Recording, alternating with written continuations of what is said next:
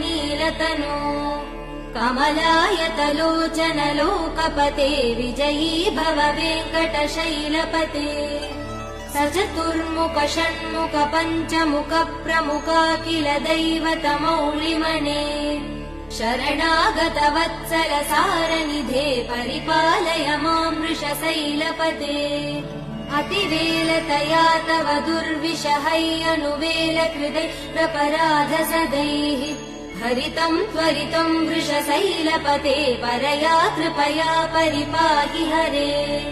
अधिवेङ्कटशैलमुदारमते जनताभिमतादिकदानरतात्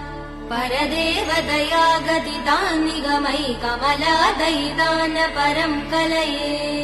कलवेणुरवावसगोपवधू शतकोटिवृतात् स्मर कोटिसमात्